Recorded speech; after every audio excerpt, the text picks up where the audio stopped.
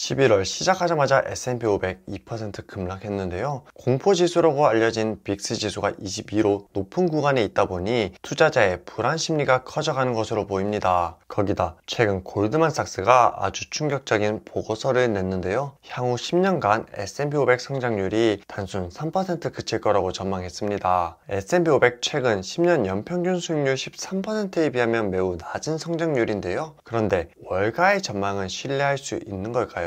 최근 모건 스탠리의 하이닉스 주가 예측은 틀렸고요. 골드만삭스는 22년 상승장을 예측했지만 이미 틀렸죠. 코로나 팬데믹과 금융위기 때 월가가 내놓은 전망 역시 틀렸습니다. 이뿐만 아니라 월가에서 내놓은 수많은 전망이 틀린 경우가 많은데요. 그렇다 보니 맹신할 필요는 없다고 생각합니다.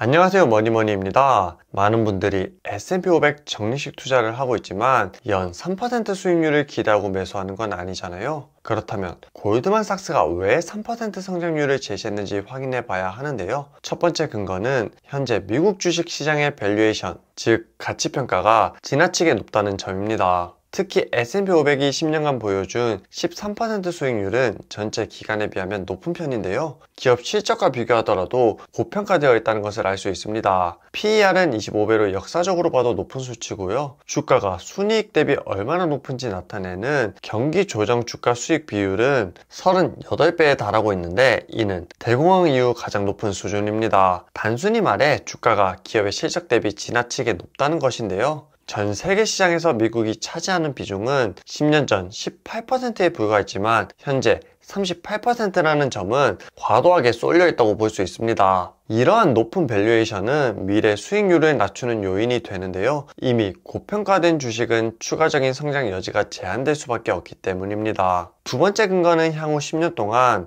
경기 침체가 빈번할 가능성이 높다고 보고 있습니다. 과거 10년 동안 미국 경제는 몇 차례 위기 속에서도 상대적으로 빠르게 회복되었고 안정적인 성장세를 유지해 왔는데요. 그러나 앞으로 10년간 4개 분기에서 경기 침체가 있을 거라고 했고요. 경기 침체기에 주식 수익률은 마이너스 10%다 보니 성장에 제한될 것이라고 말하고 있습니다. 세 번째 이유는 현재 S&P 500이 빅테크에 지나치게 의존하고 있다는 점입니다. 현재 애플, 마이크로소프트, 아마존, 구글과 같은 기술 대기업들이 지수의 상당 부분을 차지하고 시장을 주도하고 있는데요. 이들 기업에 문제가 생길 경우 지수 전체가 타격받을 가능성이 높습니다. 예를 들어 11월 1일 시총 1위인 마이크로소프트가 마이너스 6% 하락하고 엔비디아가 4% 하락하면서 S&P 500이 무려 2%나 빠졌습니다. 우리나라만 봐도 최근 삼성전자가 좋지 않은 모습을 보이다 보니 전 국민이 걱정하고 있는 것과 같은 셈인 거죠. 그렇다면 골드만삭스에서 내놓은 근거와 예측은 어느 정도 신뢰성이 있을까요?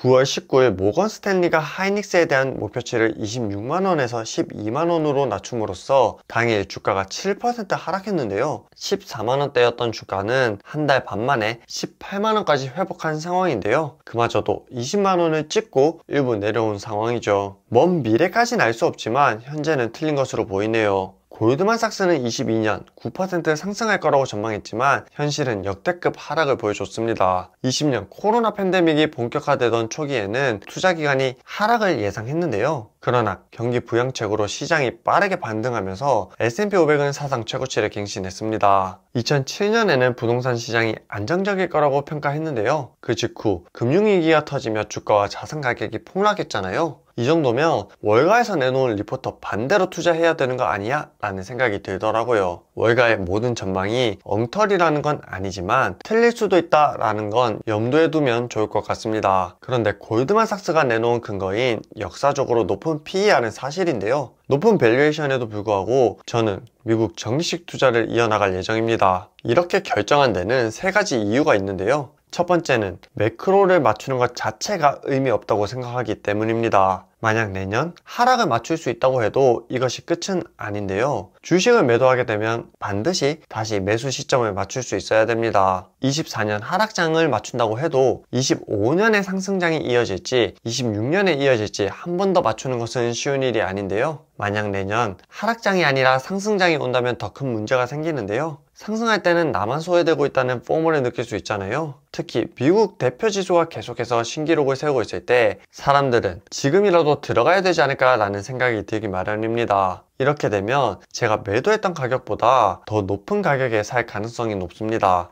홀짝 게임을 계속 하다 보면 빠르게 수익을 얻을 수도 있지만 리스크도 그만큼 증가하게 되는데요. 단기적인 수익에 매몰되기보다 꾸준히 돈 잘 버는 기업을 선별하고 장기적인 시각에서 접근하는 것이 중요하다고 생각합니다. 예를 들어 애플, 마이크로소프트, 구글과 같은 회사들은 강력한 펀더멘탈과 글로벌 경쟁력을 바탕으로 실적이 계속 우상향하고 있는데요. 특히 플랫폼을 장악하고 구독 서비스를 하고 있는 회사들은 단기간 역전되기가 쉽지 않습니다. 높은 밸류에이션으로 인해 주가가 하락하더라도 매출과 순이익이 꾸준히 증가한다면 비교적 강한 회복력을 보여주기 때문에 장기 투자 종목으로 적합하다고 생각하고 있습니다. 두 번째로, 만약 골드만삭스의 예측이 맞아서 S&P 500이 10년 동안 낮은 성장률을 기록하게 된다면 추가 매수 기회로 활용할 수 있습니다. 주가가 하락할 때 꾸준히 매수하는 적립식 매수를 통해 평균 매수 단가를 낮추고 장기적인 수익을 기대할 수 있습니다. 코스트 에버리징 방식은 특히 주가가 하락할 때 강력한 효과를 발휘하는데요. 주가가 하락할 때 동일한 금액을 투자하면 더 많은 주식을 매수할 수 있기 때문에 평균 매수 단가가 낮아지고 시장이 다시 회복할 때 큰 수익으로 이어질 수 있습니다. 하락할 때는 평균 단가를 낮출 수 있게 되고 상승할 때는 주가가 우상향하는 모습을 볼 수 있다 보니 완전